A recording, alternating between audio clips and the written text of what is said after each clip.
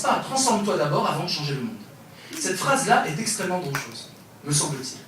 Cette phrase, qui était très à la mode juste après les années 68, vous savez, autour de 75, enfin quand le New Age a envahi toute la révolution politique et philosophique qui était années 68, nous avons une sorte de récupération totale d'un mouvement qui est un mouvement philosophique et politique. On va changer la vie. C'est ça le mot d'ordre, changer la vie.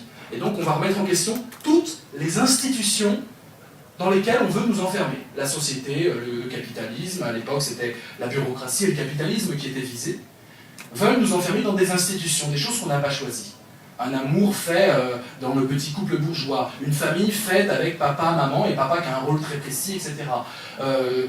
Plein d'institutions dans lesquelles on devait s'enfermer comme autant de carcans, et toutes ces institutions-là ont été questionnées, très violemment questionnées. Violemment non pas parce qu'on lançait des pavés sur la tête des policiers, la violence elle n'est pas là.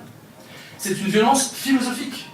Prendre des institutions qui vont comme d'elles-mêmes, qui sont spontanées, qui paraissent comme évidentes, et dire « je vais désobéir à ça, à ce programme qu'on a édicté pour moi. Je vais me réapproprier le sens de ma vie, et donc je vais aimer comme j'ai envie d'aimer, et non pas comme on me dit d'aimer. Je vais élever mes enfants comme j'ai envie d'élever mes enfants, et non pas comme on me dit de les élever, etc. » C'est une époque totalement révolue, et je dirais même écrasée, écrabouillée par 40 ans de réaction. Et la réaction consistait en quoi ?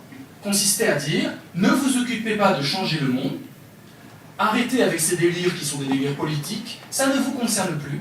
Ce qui vous concerne, c'est votre jardin intérieur.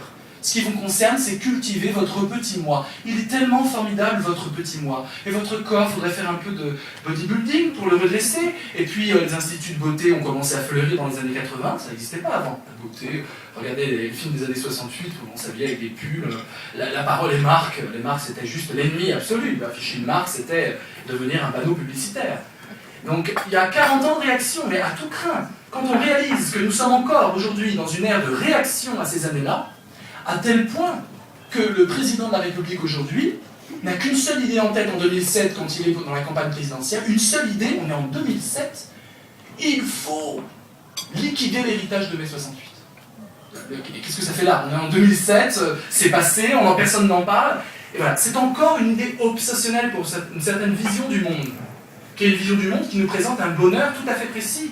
Le bonheur qu'on nous vend aujourd'hui n'est pas simplement un bonheur qui nous dit que il réside dans la quête des honneurs, dans la quête de l'argent. Je ne vais même pas insister là-dessus, on est au courant. Et je pense que tous autour des tables, on sait que l'argent ne fait pas trop le bonheur, on pourra l'approfondir.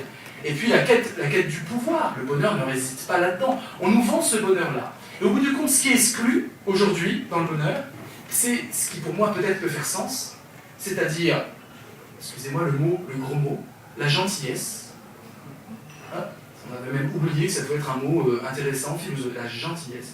Cette valeur de loser, cette valeur de perdant, la gentillesse dans la doxa d'aujourd'hui, dans les idées ambiantes, la gentillesse, c'est parce que tu n'as pas les moyens de me bouffer que tu es gentil avec moi.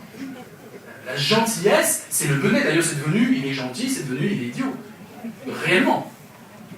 Quand tu dis mon copain est gentil, c'est qu'il n'est pas viril, c'est qu'il baise mal, c'est que... il est gentil, c'est devenu une insulte. Vous vous rendez compte à quel point, jusqu'où nous sommes allés? Faire de la gentillesse une insulte?